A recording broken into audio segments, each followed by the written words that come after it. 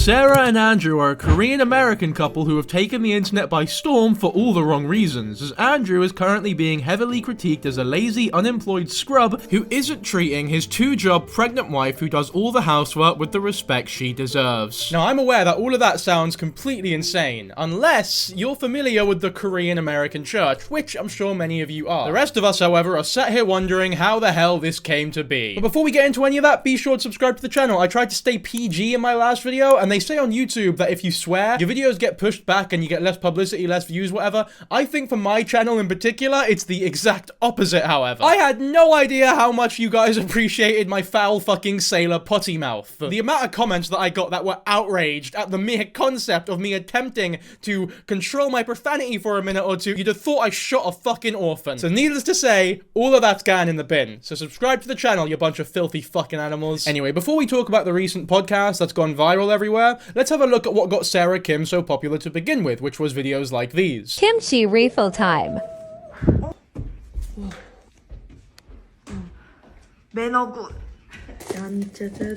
Okay, so obviously that says usually my dad beats her to the fridge, but for some reason when I was watching this, my brain just decided to stop processing at a point, and I read it as usually my dad beats her, and I was like, fucking hell, this is gonna be a very different video from what I imagined, but no, luckily, it's just to the fridge. But yeah, the videos that got Sarah popular to begin with were videos of her, I was going to say mother, but you know what, for this video, let's go for Omonim. That's for the Korean audience out there. Add a bit of culture to the Dankyjabo YouTube channel, a bit of spice, you know what I mean? Omonim, for those who don't know, is Korean for mother, but only in reference to somebody else's mother. When referring to one's own mother, you can simply remove the N for Omoni, or just Oma. Anyway, back on topic, Sarah's fame started from usually Korean foods being prepared in her household, such as kimchi in that last one we watched, or crab in this one. Merry Christmas to me.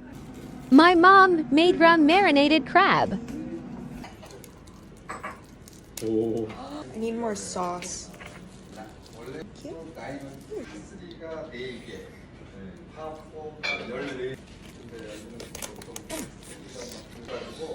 As you can tell, there's a lot of love in this household, which is great to see, especially for Sarah, only because she's able to eat crab directly over the box where all of the crab is stored, which never would have run in my Arab family. My dad would have chucked me one falafel from the pot and said, if you go near this pot where all the other falafel is, mate, you're gonna fucking regret it. To be fair, my sister would have got the special treatment. They always get the special treatment. Not resentful, by the way, for any psychoanalysts watching this video. Do not look into that too much. Anyway, shockingly enough, this whole thing is completely separate from the controversy that we're about to cover. That situation begins with Sarah Kim's pregnancy. And that pregnancy was announced in a very sort of standard social media type reveal, which I'm sure will also give you the sort of vibe of this channel and what they're about. There was obviously a bunch of content that these two made about the pregnancy and a bunch of photo shoots or whatever, but there's one particularly interesting video that a lot of people have been commenting on, which is Sarah's parents' reaction to said pregnancy. I want you all to pay a little attention to the dad's reaction specifically, because a lot of people in the comment section are pointing out how he looks a little bit concerned about the whole thing, specifically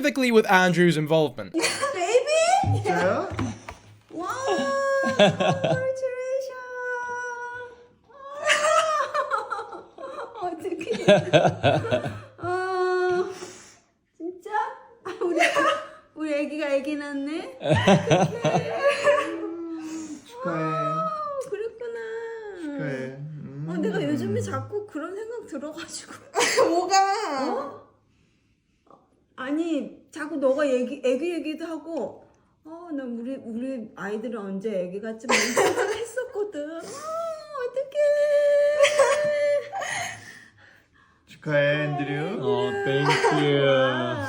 I think it'd be interesting to look back in this video after we cover everything else that we're about to cover here, because after the podcast clips that a lot of people have been showing more concern at, I think the father's reaction here will make a lot more sense if you see it in that way. I personally don't think he looks as worried or stressed as a lot of people are saying that he does. I mean, I'm no body language expert, but he just looks a bit shocked at the information. Doesn't look like he's, you know, annoyed at Andrew specifically in any sort of way. Some of the top comments here are a bit telling though. We'll read some out. That congrats Andrew now looks like a threat. We'll see what you think of that when we cover everything else. I mean, he doesn't seem ecstatic, but shocked is a completely normal emotion to feel in this situation, I feel. Maybe he's just not a very eccentric guy. I mean, I'm not really an avid viewer of this girl's content here, so maybe he's just really, like, flamboyant in all the other videos, and this one in particular, he's, like, all stone-faced and shit. And if that's the case, like, I see why maybe there's cause for concern, but I don't know, I feel like people are reaching here. Especially because the top comment is, oh my god, he still hasn't learned Korean. He's so embarrassing. I just feel like that's needlessly needlessly judgmental, to be honest with you. And I feel like I'm going to be having that opinion a lot in this video, because at the end of the day, these are two married individuals who are both adults and can both make their own choices. Now, don't get me wrong, there's some stuff that makes me think, fuck me, Andrew, you're such a scrub. Get your shit together, mate. But for a lot of it, like this Korean thing, for example, give it a rest. Like, yeah, spoiler alert, sometimes second-gen children don't speak their mother tongue. It's fairly common, especially if your parents didn't teach it to you when you were growing up. I ain't never met one second-gen Nigerian who can speak Yoruba. Not one. I ain't never met one second-gen Congolese man who knows French. But if your parents didn't teach it to you growing up, I don't see exactly what you could have done. I mean, even me personally, I'm like somewhere in between first and second gen, and my Arabic is rusty as fuck. Like, I can speak it, but when I go to Egypt and speak Arabic, it's rusty enough for people in Egypt to go, whoa, what's up here? But it feels like shit. You know, it doesn't feel nice to hear. I'm sure a lot of second gen people who don't speak their mother tongue at all can relate to me when you go to family gatherings or whatever, and all the other parents are looking at you like, oh, you can't speak whatever language this family speaks, and you're kind of sat there like, oh no, and I'm really embarrassed about it, but like, it's not my fucking fault. My parents didn't teach it to me. What I'm saying right now, by the way, this whole rant is either going to be the most relatable, validating thing ever, or so confusing to yous that yous have no idea what I'm on about. But either which way, ana baraf Arabi shwaya shwaya. Anyways, let's have a look at the actual pressing issue at hand here, which is the podcast that I'm sure yous have seen floating about recently. Starting with the infamous PC story. About 2 weeks before my wedding, I decided to buy a PC. In the interest of saving everybody's time and not playing 10 minutes of this fucking podcast at once, Andrew basically bought a PC, which for some reason takes him like 5 minutes to say in this clip. I won't subject you to that, but essentially, Sarah is a light sleeper, and the lights and noises that the PC was making while he was playing with his friends were keeping her up. And that leads to this epic interaction. So that I can at least sleep. And I find our love seat, which is a little two-person couch that we use in our dining table. So I literally just laid on our love seat. Thank God I'm small enough to fit and use it as a bed. And I must have actually fallen asleep because it's so late. I get woken up by Andrew, and I don't know what time it is. I'm disoriented. He goes, "My love, how long were you out here for?" And I open my eyes, and the sun is out. This man is one, awake, two, didn't know I was out here till the sun came out. Must have been 7 a.m. It was probably like, yeah, 6 or 7. Yeah, 6 It was isn't really winter time helping your too. case. Yeah, it was winter time, so the sun comes up later. Yeah, and I'm like, oh my God, this is so upsetting. Is this my life from now on? And I'm like, my love, have you been playing until now? And you're just like, yes. And I don't even know if you turned off your computer still at that point. I think you just ran out because you just noticed that I wasn't in bed. And I was like, okay, maybe. And at this point too, I wasn't the healthiest version of myself. Okay, for future clips, I'm turning it on like 1.5 times speed because this is not going to make for a good video. But I mean, yeah, for this clip slash story in general, I would say if it's an isolated incident, it really isn't that big a deal. It's one sort of minor fuck up on his side of things, and it is undoubtedly quite shitty and difficult to believe that you would forget your fiance, I think at this point, was in bed with you. But if this was the only bad thing that this podcast highlighted about their relationship, we would not be sat here making this video. You know, this isolated, along with many of the other stories here, if they were isolated as just one thing, it wouldn't really be a big deal. But this in combination in the same room as every other thing that we're about to cover about this bloke, Andrew, makes this story so much worse because it becomes more than an isolated incident and becomes a pattern of behavior, which you'll see soon. Definitely, I remember feeling a million things. Disappointed. Like now I can verbally say things, you know, like I was so disappointed. I was so sad. I felt like Andrew neglected me or is prioritizing games and time with friends over me. I felt like I wanted him to be able to like say, I don't need to play for, I'm not going to number the hours because I can stop when I want to stop, which is at a reasonable time. Like I wanted him to be able to do all those things like right away and perfectly. And I had all these just thoughts, but nothing would come out of my mouth other than, I'm sad. Not even at that at first. Really? Yeah. Oh no, that was the that hard part. bad? Because a part of me was kind of like, oh, she must be annoyed that I was loud.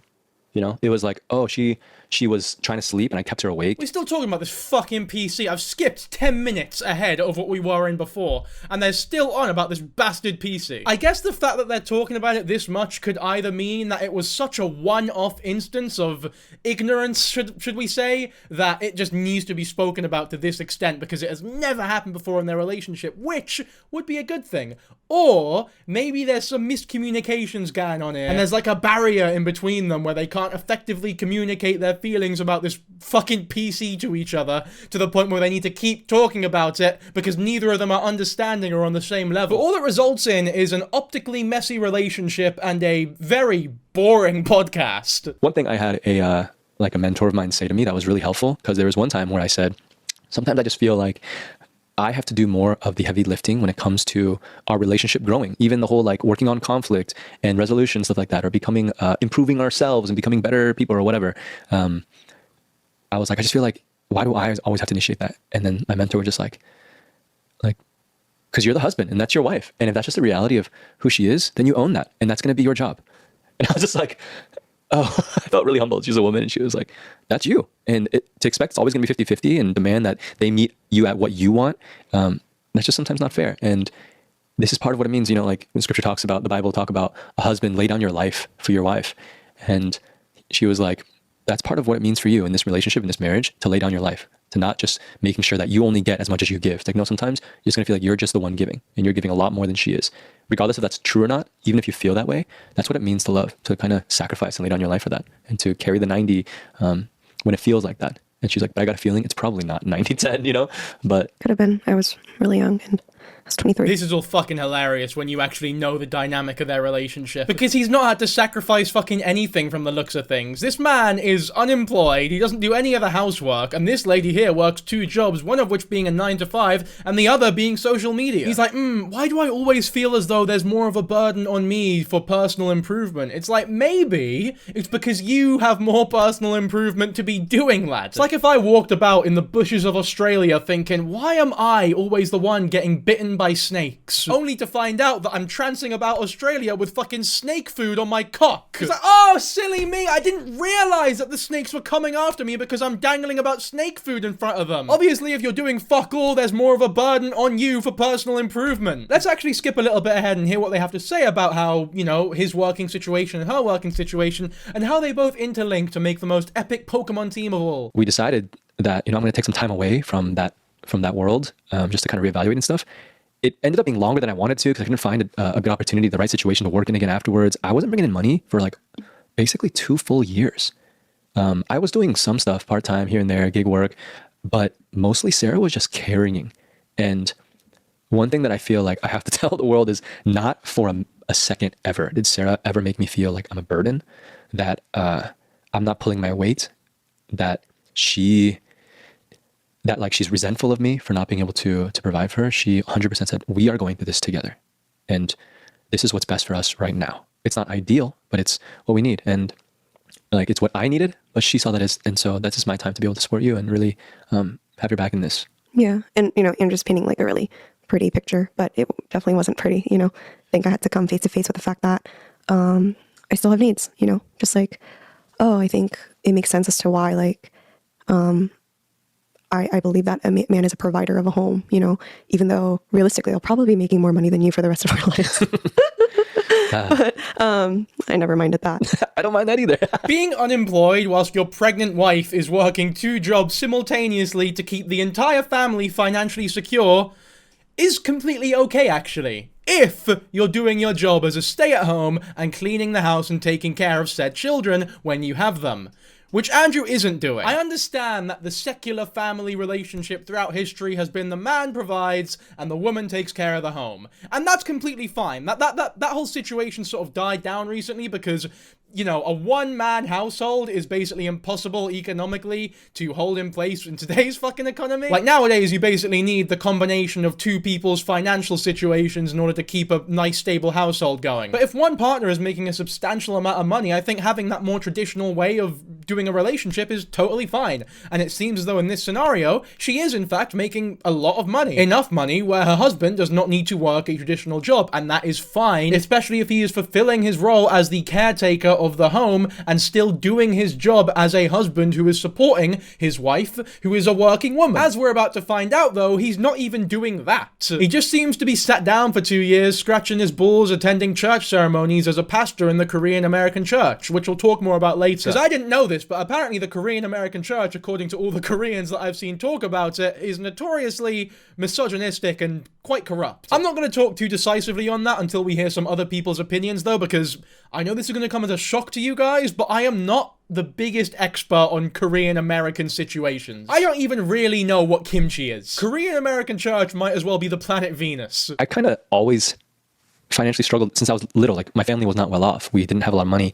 And then I picked a career where, like, kind of in that nonprofit Christian world, you don't make a lot of money, but you're not in it for the money. And so I was used to just being poor, just barely making it, just getting by. And so my bar for what feels financially secure is extremely low. Like, hey, I can pay rent next month. We good, right?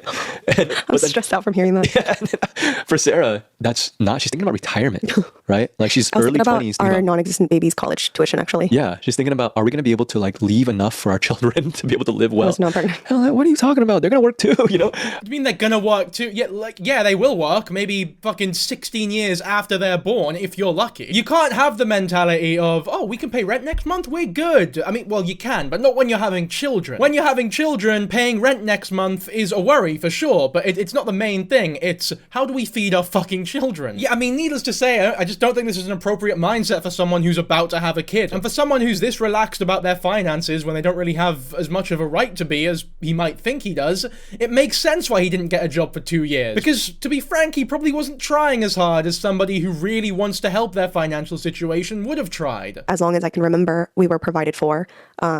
Like, I never had to worry about money. Obviously, I always knew my parents wanted to do the most to save the most, but that's like also just like Asian culture. But yeah, my dad very much financially provided for our family, sent both my brother and I to a private university. We don't know where he got his funds from. We really don't. But clearly saved plenty enough for us to go to college. And then ever since high school, I've always worked a part-time job. And so anything I wanted to do, I was able to fund with the money that I made. And so even throughout college, I've always worked. After college, I've worked. And so I needed a much higher level of financial security for me to feel like we're doing okay. So say my bar is up here, Andrew's bar is down here, and that gap of feeling secure financially was what caused a lot of tension. This is so funny because the stereotype is usually the complete opposite to how this is usually going. Usually, the way that most people see situations like these is that the people who grew up in poor families have this fire in their belly when they grow up that they just can't extinguish, right? Whatever they do, they need to be working constantly because they're always worried about regressing back to that poor situation, that poverty-stricken situation that they were in when they were a kid. So they keep working and working and working almost too much because they never want to go back there. And then on the other hand, the stereotype is that most spoiled rich kids don't need to work a day in their lives because they have all the money they could ever need, and they hate work because they don't need to do it. They were never forced to do it when they were younger. I mean, it just goes to show the sort of mindset that I have, which is that the place you grew up, the things you did when you were younger, doesn't mean jack shit. There's this really annoying thing that people do now that I've noticed where they sort of romanticize growing up in the streets, so to speak. Everyone's like, oh, I'm from a rough neighborhood. Even people who were completely fine growing up, and it's very obvious that they were completely fine growing up. A lot of celebrities even. Like KSI does it a lot, for example, and it's like, why can't we normalize growing up in a completely normal average household and there being nothing wrong with that? Like, it's okay. Because it doesn't really matter, nor should it. It's all about the drive within the individual. You could be the laziest prick imaginable and have grown up with no money, or you could be the most hard-working geezer ever, the biggest grafter in the world, and have grown up with millions. That binary black and white way of thinking about life has always just been so unattractive to me. That being said, I'm not saying that there is no truth to those stereotypes, right? It's very common for a lot of people to have grown up in poverty to have an unextinguishable fire in their belly. I know a lot of people like that, and I do also know a lot of spoiled rich kids who've never worked a day in their lives who are the laziest fuckers imaginable. I'm just saying that it's never that binary, and that there are a lot of exceptions, like these people, for example. Again, this is something we always repeat. It's like, there's no right or wrong necessarily, but for us, what kind of life do we want to build? And just because that makes me feel safe, it doesn't make her feel safe. So what are we going to do here? And so this is one of those moments where I was like, okay, this is an area I need to grow. This is an area where I want to change and learn to want to grow our financial security and think about the future and our kids and all that kind of stuff. And so I need to maybe raise my bar a little bit about where that is. For me, it was just, well, I'm doing important, meaningful, impactful work. Who cares about the money? But for Sarah, it was about building a life for our kids. And I was like, dang, well, I do want to do that. And so I want, little by little, I want to learn to be somebody that values that. Now, that impactful work that Andrew is talking about there is his role as a pastor in the Korean American church, which we've been referencing a lot during this video. And being a pastor in whatever church is local to you is completely fine, right? It's volunteer work in a way, and it's almost admirable. But I can't help but feel as though Andrew is slightly using it as an excuse to not do real work because he has this job as a pastor going on. Almost as though he's using his role in this notoriously misogynistic institution to justify his laziness and use it as an excuse for not doing real work and financially provide for the family. And I'm not isolated in this opinion. This is something that a lot of people have pointed out. A lot of people who are a lot more experienced in said sphere and said church have pointed this out as well. And we'll get to those reactions in a bit, but first I want to play something that Sarah says, which I find really, really interesting. Wasn't as always practical as I hoped it would be. It was always based around like my fear and the emotions around it. Of like, oh my gosh, we're not in a good place. We're not in a good place. And then the more I dwell in that place, I'm getting further and further from the practical truth of how much we have in savings, how much I'm bringing in every month. Because from your point of view, you're like, we're doing more than okay. Yeah. Versus for me, I'm like, but you don't get it. Yeah. We're okay right now. Yeah. But if we're not okay in a year, we're not okay. Yeah. And so my learning curve was, okay, let's learn to get unstuck in my like paralysis of fear. And also stop like idolizing security so much. Like, I was probably almost addicted. Like, I need to be financially secure. Yeah. And to learn to come to a point where we can agree. Now that I do find genuinely super insightful and interesting, because what she's describing there is fucking exactly how I feel. I feel like I'm looking into a mirror right now. But I did not grow up in a situation similar to her where I didn't need to worry about where the money was coming in from. It was quite the opposite in my case. And I really do think it's interesting that we can both have such similar mentalities that stem from such different places. I feel like in her case, this so-called addiction to financial security, which I hate that they use that terminology. I feel like that is not the best representation of it. But whatever. To use her words, the addiction to financial security, I feel like in her case, stems from her father, as she mentioned, was able to take care of everybody in that family financially to the point where Sarah did not need to worry about their family's financial situation. And she didn't know exactly how he was bringing all this money in, but he was. And in my opinion, unless you're fucking Walter White or something, that's how it should be. In a traditional household where one person is making the majority of the money, in most cases it's the man, that person should be taking care of it without any of the other people having to worry about anything. In an ideal world, right? That is how it would be in an ideal world. I mean, that's how it seemed to be in this family, which is great. I love that for them. And that allowed her father's wife, as well as her, to focus on other things, such as taking care of the children, keeping the house clean, and cooking the dinners, which is lovely. It sounds like a lovely upbringing, truly. And once again, in an ideal world, most people would have had an upbringing similar to this. Because she spent her entire life used to having a man in the household who was able to provide for the entire family, and now she's in a situation where she is married to a man who is unable to do a similar thing that her father was doing, she has now taken that role as the financial provider, which I feel as though is confusing her a little bit. Especially because it seems from the outside looking in that he has no interest in being responsible and providing for the family. It's not even that he's not doing it, but it's that he has no interest in doing it. He's not even trying. But in Andrew's defense, I'll play the clip that comes right after this. Like, there were some moments where I was feeling frustrated. I would even be like, Sarah, maybe we should try putting a number to it. What number is going to make you feel safe? And first she was like, I don't know if I could put a number to it because it's not a real thing. It's just like, it's this thing inside of me that wants to feel safe and secure that I don't think any real like situation can fix. Yeah. Right? And so I think her owning that and realizing, okay, I care more about this than is reasonable, and being willing to evaluate that. That's like really what marriage is all about. It's continually evaluating, okay, are my needs and expectations reasonable? Do they line up with reality?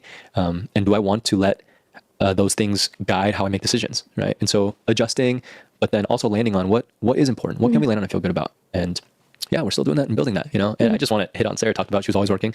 Sarah's a hard worker. So he's saying that he asked her to put a number to the amount that they would need in order to feel secure and financially stable, and that she wouldn't be worrying constantly. And she couldn't pick a number. She couldn't do it. And it's very obvious that these are just two people with very conflicting mindsets, and that's bound to cause conflict, right? Almost by definition, right? Conflicting mindsets cause conflict, obviously. And look, in a way, his more relaxed attitude in terms of financial freedom contrasted with her more iron grip on life type attitude dude might make for a good combination and could make them a good team if it was used productively. I think I can relate to Sarah in a lot of ways, where me personally, I'm 21 now, I'm in my early 20s, and I feel as though I need to have an iron grip on every aspect of my life, and if I start to slip a little bit, or if one thing starts to loosen slightly, I go fucking mental. And it never used to be like that, because I never had an iron grip on any part of my life until this whole YouTube thing started, which, thank you guys, by the way, I really appreciate it. But now that I have that grip, now that I have financial security in my hands, I feel as though I need to do everything I can to keep it,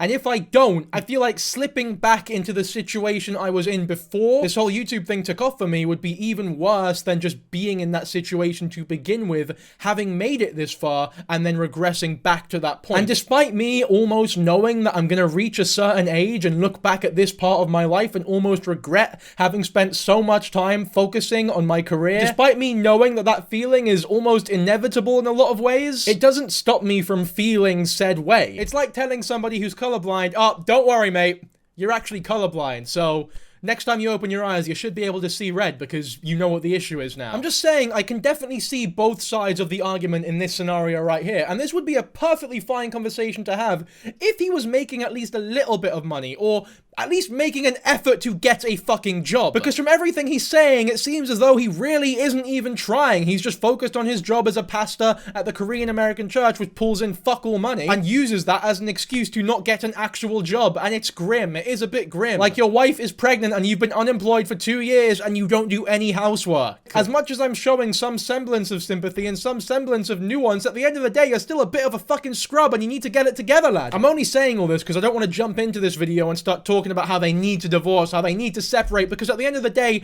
this is not my relationship, I'm not a part of their lives, and it's very inappropriate for people to comment things like, yeah, this is awful, you need to leave him right now, or this is an unhealthy relationship that's going to end horribly if you keep dating each other. It's fine to think those things, but to say it so forcefully as though you have any bearing on this relationship is unhealthy, in my opinion. Like, can we at least try to understand both sides of the argument here? Sarah's a hard worker. I know that she comes off as so chill and like, oh yeah, I'm just having fun, don't take anything too seriously. Sarah's from the first day that I met her, she was working like 2 jobs already, I think. And I'd heard that she was working 3 jobs in high school, and just cause. She doesn't like borrowing any money from her parents. She doesn't like getting paid for. She likes being able to provide for other people. So part of that desire for financial security is because she wants to be able to give and be hospitable and be generous. And I love that so much about Sarah, No. I really think a lot of it comes from your dad. When we were in Korea and we we're talking about your parents like past, and I was asking him some questions, and I was like, dang, y'all had it hard. I didn't realize how hard your parents had it in Korea. Your dad was working full time and on the nights and weekends being a taxi driver. Yeah, I had no idea. And I was like, wait, you're telling me you're working like 70, 80 hours a week? And he was like, yeah. And even he was surprised to say it out loud. Like, I was like, how did you do that? He was like, I don't know. I don't know. And my mom was just so eyes onto like teddy bears. Yeah, the more I think about it, maybe that whole spiel I'm going on is almost irrelevant. Like, maybe it is as simple as, like, it could just genuinely not be deep at all. Maybe it's as simple as Sarah has this job in social media and is scared that because social media is notoriously quite a volatile job and source for finances, that maybe she's just worried that one day her social media empire is going to fall down, as it very well could for any social media star, and she's going to have to rely on Andrew for finances. And if Andrew doesn't have a fucking job, it's pretty difficult to rely on him. And the way that Andrew sort of goes about this entire podcast, or this entire series of podcasts, with the mindset of, well, there's no right or wrong way about managing your finances or thinking about this situation. It's like, I get what you mean, but also there is a right way about managing your finances to an extent when you're having a children, and that right way is, I should probably get a job if I'm not doing any work in the house. Like, the whole there's no right or wrong way to think about this situation is a bit of a cop-out to me. Like, it just seems, once again, like another excuse to not get a job. Evaluate the situation and see if what I can control, I want to do something about it. But if I recognize I can't really do much, then I'm okay letting it go, right? And I think in this situation, I just felt mostly like, well, there's not much I can do right now, but I'm here and I'm happy and I'm excited. But then Sarah was starting to feel like, hello, I'm not doing this by myself. I need you to be here and invested. And I think I'm also just not the type to like really worry and kind of be anxious and want to do a bunch of stuff when I don't necessarily need to. But it was a bit of a wake up call, and I was like, okay, I need to be 100% invested, because it's so easy, I think, for the father to kind of check out when his wife is pregnant, because one, you can't see it. Especially early on, you don't see anything. Yeah, This is what I mean about the fucking excuses that are very obvious and transparent to anybody actually paying attention or actually thinking about the words that this man is spewing. Because let's really think about what he's just said. He said it's very normal for the father to check out when his wife is pregnant.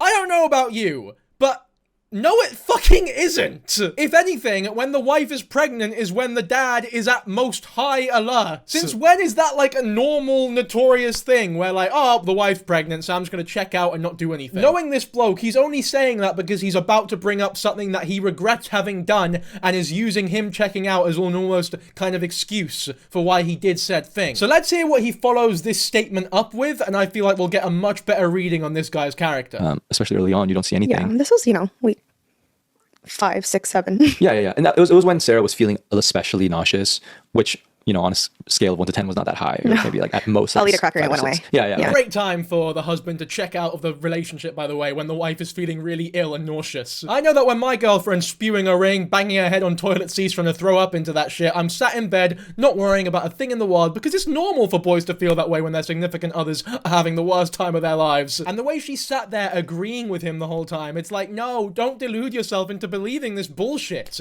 If you're pregnant, he shouldn't be checked out. This is not normal. I keep pausing prematurely. Let's hear what he has to say. I had to really do my best to feel invested. And I think it really hit for me when we had our first ultrasound. And I saw the ultrasound pictures. You remember that? And you got in the car and I missed it because I had like a work thing. And I picked you up and you showed me the ultrasound and I just started crying. Oh, the whole internet saw you crying. That's right. I forgot. But then I was like calling you a crybaby. And then I'm just crying the whole time. Yeah. So he missed her ultrasound because he was doing something work-related, whatever that means. Now I'm confused, right? Because is he employed or not? When he says work-related, does that mean he was doing something with the church, or does that mean he was doing something corporate and traditional? Either way, missing your wife's ultrasound, this really is like Breaking Bad. But I feel as though he brought up the whole it's normal for fathers to check out when their wife is pregnant thing to justify the next statement of I missed her ultrasound. Almost to get the audience on his side, right? People who aren't thinking properly will go like, oh yeah, I'll agree with what you're saying because I'm really not thinking that much. I'm drawing or something, doing something in the background whilst you speak. So that when he says something like, oh yeah, I just didn't really care that much, or I missed the ultrasound, people instinctually in good faith go, oh yeah, totally understand. You keep saying things that I agree with. But when you check out for a minute, stop crocheting your scarf and listen to the words he's actually saying, there's a bit of a moment, a bit of an epiphany there where you're like, whoa, holy shit.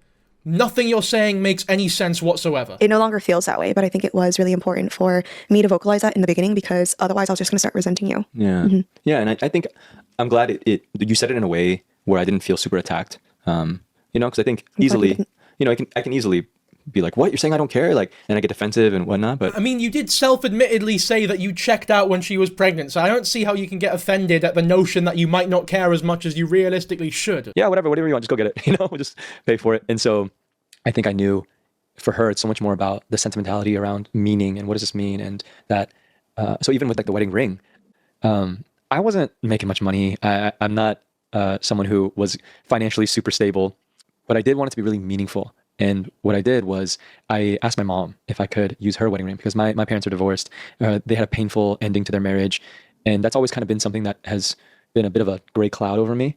But when I thought of Sarah, it gave me so much hope for what marriage could look like. And it almost felt like a moment of redeeming a broken marriage. And when I asked my mom to use her ring, she was so moved. She was in tears.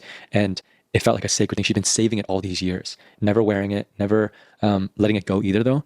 And it just happened to be this perfect, sweet thing where I could redeem some of our broken past and pain that we've experienced and tell her I want to build something beautiful and new. I don't know about this story, but once again, this seems like a cop-out to excuse your laziness, like you've been doing a lot, in my opinion. Because, first of all, you mentioned earlier that you bought a whole PC and monitor 2 weeks before your wedding. And if you're buying that sort of thing, you can afford a wedding ring. I'm not saying you can afford the best wedding ring in the world, but you can afford a wedding ring. And I understand that he said it was more the sentimental value that Sarah prefers over the purely financial side of things. And that's fine, right? That's fine. But I simply don't buy that as an excuse to go to your mum who was divorced and go, I'll just take your wedding ring if that's okay. Like, in my opinion, if I proposed to somebody with a wedding ring that was represented by the failed marriage of my parents, it wouldn't go across swimmingly. I get that he's like spun it into something that could potentially be seen as epic and romantic, like the end of some shit 90s rom-com, or basically any music video in the early noughties. And I guess if Sarah vibes with it, it's their relationship and they can do what they want, but also like,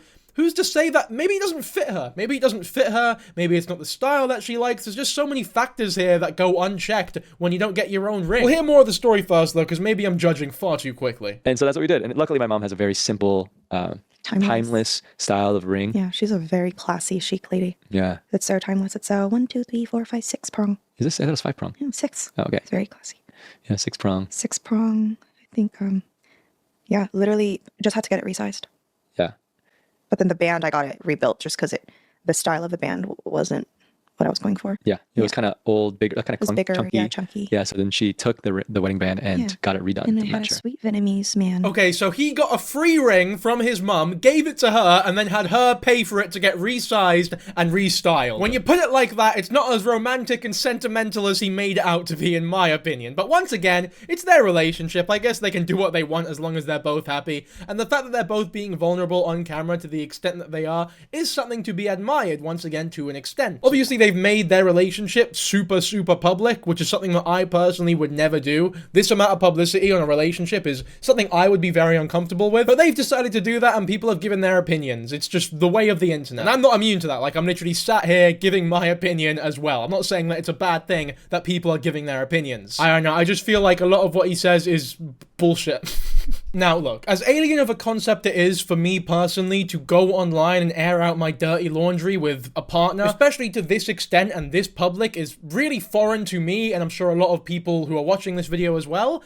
This is wild, like, for sure. And the fact that they're making it this public, there is obviously the possibility that a lot of it is rage bait or calculated to an extent, right? There is a possibility that there is some shade to all this, right? It's a little bit shady. But that is not me accusing them of anything, because there is also, I think, a higher chance, it's more likely than not, that this is all real, and this is just them talking to each other online, because to them, it's a normal thing to do, and it doesn't make them as uncomfortable as it would make a lot of other people. And obviously, people, including me, are giving their opinions on what we are hearing, and that is fine, right? What isn't fine, or what is a step too far, in my opinion at least, is when people make definitive statements, like objective statements about the quality of these two characters as people. As much as I've said that he probably could be doing a bit more to support the family, and I stand by that because I think a lot of what he says is bullshit, frankly. Stuff like, ooh, the husband usually checks out when the wife is pregnant. It's like, no, he doesn't, but we've gone over that, right? There is some stuff that I disagree with. I would never go as far as to say that this relationship is destined to fail and that they have to divorce as soon as possible.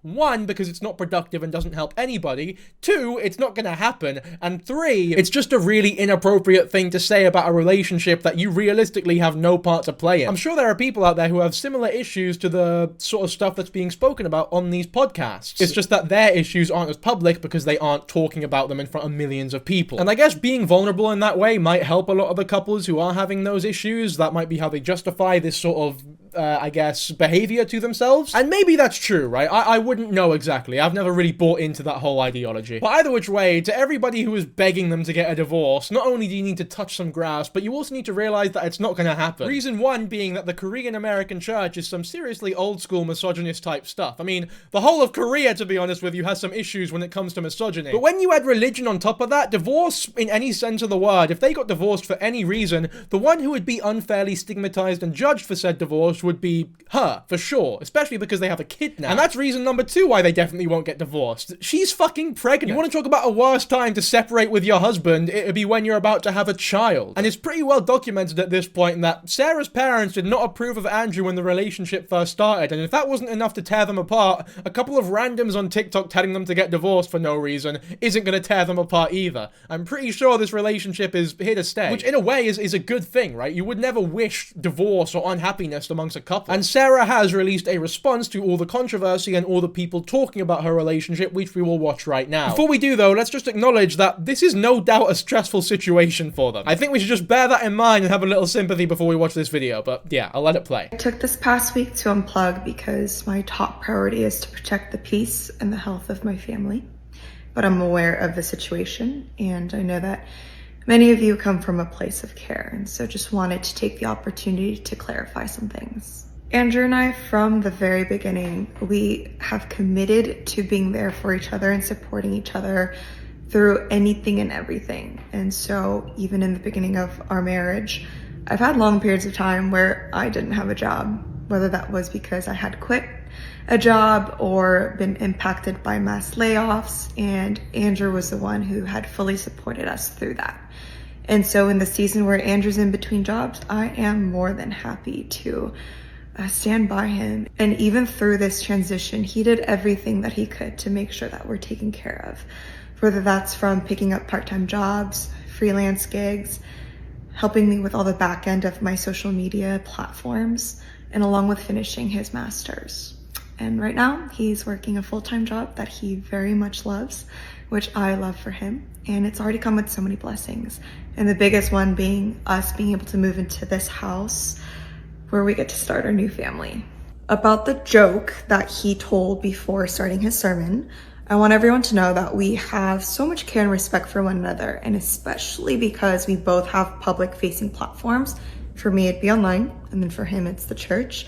We have a system that we set in place quite some time ago where we will always run things by each other, especially if we're going to be talking about each other or showing each other. And Andrew simply would never say anything that I wouldn't already be aware of or something that I wouldn't. Okay, before we watch the rest of this video, which so far seems fair enough, and it obviously sucks that she feels the need to do this to begin with, like, it can't be easy on her, or him for that matter. Let's have a look at one of Andrew's most controversial sermons where he makes some pretty edgy jokes that a lot of people don't appreciate very much. It's this exact sermon that Sarah is defending in a lot of this response video, so I think for context it's important to see said sermon. I practice, but I suck, and it's kind of embarrassing. And what doesn't help is that there's this person who lives in my house, and she cackles every time I'm speaking in Korean. I'm trying my best, but she loves to laugh at me, and not just laugh at me, but point it out and be like, what did you just say? Can you say that again? Oh my gosh, you sound so stupid. Hold on. And she'll pull out her phone and she'll record it, right? So some of you have had the honor of seeing me humiliate myself on the internet, right? If you've seen any of my wife's videos, and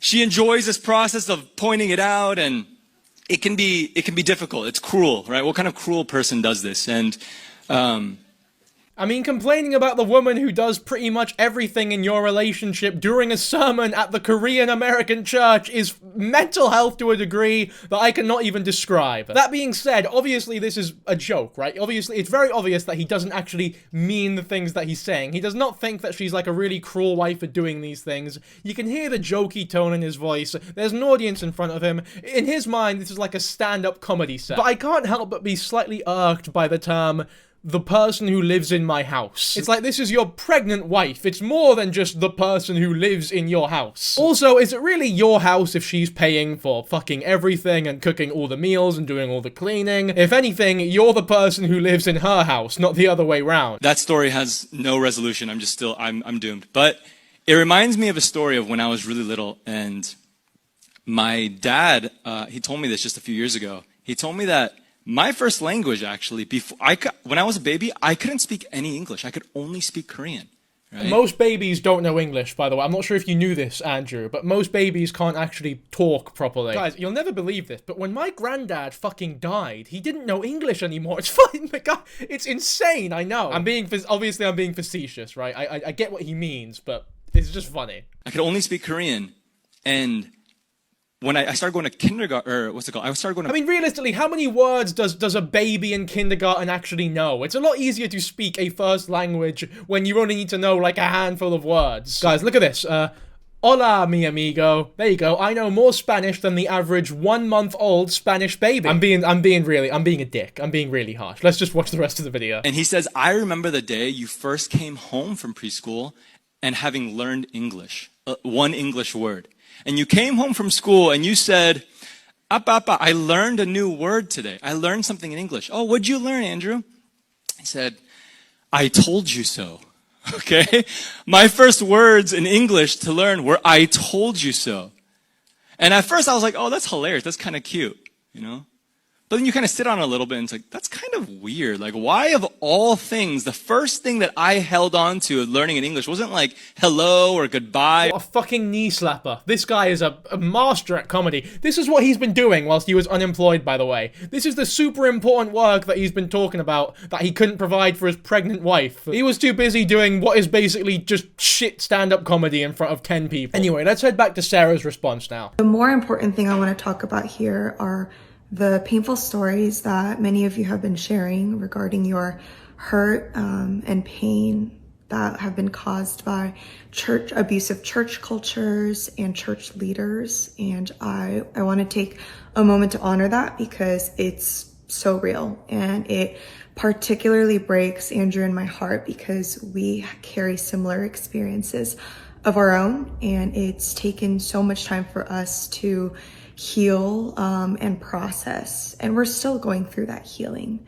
And we're grateful to have found a church where we feel safe enough to at least continue that healing. And Andrew is so passionate about bringing health to the church, and he wants to be a part of cultivating that culture of integrity, safety, and love.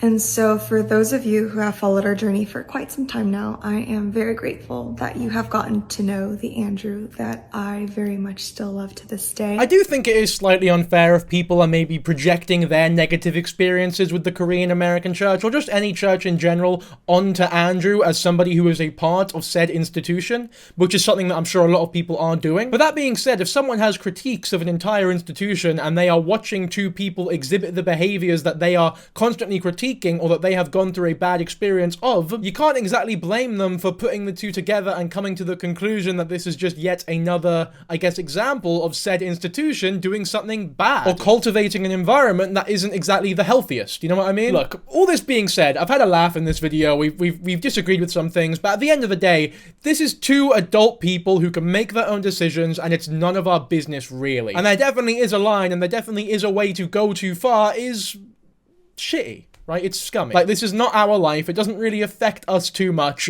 We should let them be. That being said, a lot of people are saying things like Sarah Kim is deflecting or denying, even though she knows deep down in her heart that this is an unhealthy relationship. And that, I would say, not only is that a huge assumption, but do you really expect this woman who is pregnant with this man's child to go on camera and go, yeah, this is a really shitty relationship and I wish I could divorce, but I'm pregnant with his kid right now? I understand that they've talked about some issues they've had in their relationship, but those issues are like, oh, he made me stay up a bit too late because he was playing his game. Not heavy shit like that. I think that's too far even for them. I just don't know what some people are expecting this response video to be. Like, she's not going to announce that, you know what, guys, you're right. Epic Gamer Penis 123 on TikTok said that we need to get a divorce, so I'm going to listen to that person and divorce this guy. And I wouldn't want anyone else to have to experience their life or even their loved ones to be misrepresented.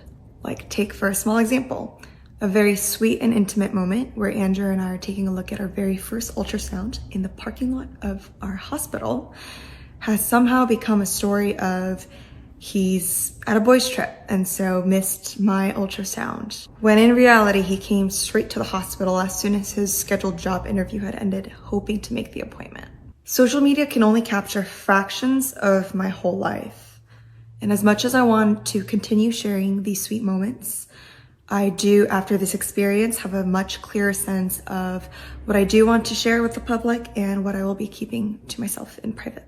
If I'm being completely honest here, this week has been filled with moments of frustration. I think that that's actually totally respectable. Like, if this was what it took for her to realize that not everything should be public and that some moments should remain private and that maybe she shouldn't overshare to the extent that she is in her relationship, then that's totally fair in my opinion. If this is what it took, fair enough. And I hope she sticks by that, and I hope she doesn't make any choices that she regrets by airing out some dirty laundry that shouldn't be made public. Whether or not people see their channel the same way anymore, or people keep watching, I'm not too sure. I think that they'll be totally fucking fine. I hope that they're totally fine, and they live a long, fruitful life and have a great kid. And I'm glad that work thing he was talking about that he missed the ultrasound for was cleared up. He didn't have a job at the time, but he was going to a job interview, which is, you know, it's fair enough. And it sucks that it was misrepresented. Like, yeah, that sucks for her. Anyway, let's finish this video off and then talk about some responses to this whole drama. Our current reality is this. Andrew and I are stepping into what is about to be one of the most beautiful chapters of our lives, as we are beyond excited for the arrival of our baby.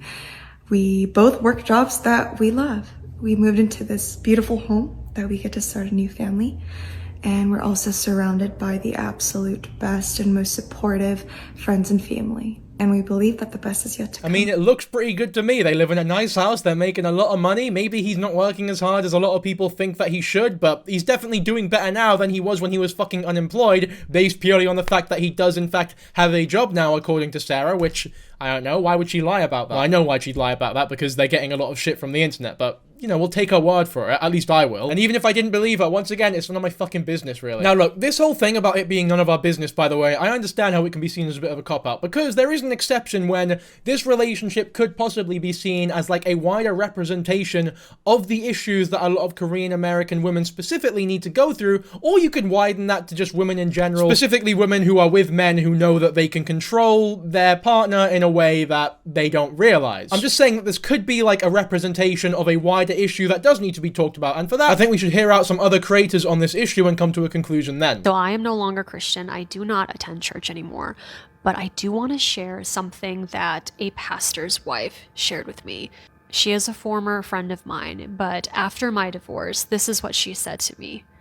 She shared with me that there is a trend, and this is very specifically for Asian American Christians. A lot of these Asian American men are very, very incompetent. They may work jobs, but they don't know how to be a provider. These husbands aren't really doing the work. They're not doing really much spiritual work, emotional work, any physical labor around the house. She described them as adult children. Why Asian American men specifically? In a lot of Asian American cultures, sons are highly valued. So in my church, in premarital counseling, we were taught men deserve unconditional respect, the same way women deserve unconditional love. And with a lot of these younger Asian American men, they were kind of raised with a silver spoon. Everything was just kind of given to them. They have all these privileges. They were babied. They were provided everything by their mom, by their dad. And what you're seeing is that when these couples get married at a very young age, these men are then leaning on their wives. They're not actually looking for a wife, they're looking for a mother. I could go on and on about this, but I do also want to say that the advice that she's probably getting right now is not like leave his ass. The advice she's probably getting is like pray, give it to God. I genuinely do not believe that these men are capable of change. If a man who is in his 30s doesn't know how to cook, doesn't have a job, doesn't have any sort of emotional intelligence, doesn't have a curiosity or a desire to improve himself, it's not going to happen. So I don't know how true all of this is when it comes to Asian Americans in general. I'm sure a lot of Asian American, both men and women, are watching this video, so if you are, then be sure to comment and tell me how accurate this is exactly to your culture. There are a couple cultures here that I think that this does ring true about, so I don't doubt it if it is like a real notorious thing that a lot of people have to go through. There's a big like culture of arranged marriages amongst a bunch of, I guess, really traditional type of cultures here in the UK, and I think that this sort of sentiment for a lot of those types of, I guess, backgrounds rings true. I don't want to talk too much about that though, because it's a way wider issue for a different video if we ever get to that point. But yeah, I definitely appreciate this creator giving their opinion, and I would love to hear what Korean Americans think of it and how accurate it is to the real life. Because I have no experience in this field as an Arab boy who lives in Scotland. Here's another video that's more specifically about the Korean American church. His wife is pregnant. He's not really, pulling his weight around the house, and it sounds like he just spends all day playing video games. But then I learned that he's a pastor. And then it all clicked, bro. It all clicked. If the Korean American church has no haters, bro, I'm dead. And I'm saying this as someone who was born and raised in it. I used to be in praise band. Those Hillsong chord progressions are still etched somewhere deep in my brain. But as a kid, I can say that I didn't really have a lot of positive male role models from the church. I didn't have a lot of good, big brother figures. I'm not trying to say that all these guys in church were like bad guys or even lazy guys, but I didn't really meet a lot of particularly high achieving individuals, if you know what I mean. There were a lot of dudes that you could rightfully describe as scrubs. Also, this is a total tangent, but I've always thought that a like a Euphoria type TV show about the underbelly of the Korean American church would be so good. This fucking guy is talking about the underbelly of the Korean American church like it's some mafia shit. And bro, maybe, once again, I have no experience. Maybe it fucking really is that bad. And if that's the case, then this relationship being the way it is not a shock at all. In fact, if it's really to this extent and it's really this bad, like nationwide, I wouldn't be surprised if there are millions of Asian American relationships that go just like this one. I think I'd like to do a bit more research into Korean American culture if I were to make a more definitive opinion in regards to the whole thing. I think I've made my actual, somewhat uneducated opinions quite clear in this video though, in terms of like, yeah, there's a lot of shit that I definitely disagree with him on, but at the end of the day, I know it's a cop-out, but at the end of the day, she's made her choice. There is no saving Sarah Kim, right? She doesn't want to be saved. She's made her choice with this man, and all we can do as uninvolved bystanders is hope that it goes well for them. Other than that though, I think I've said my piece, so hopefully you all enjoyed this video. If you did, be sure to subscribe, and I'll catch you all in the next one. Bye.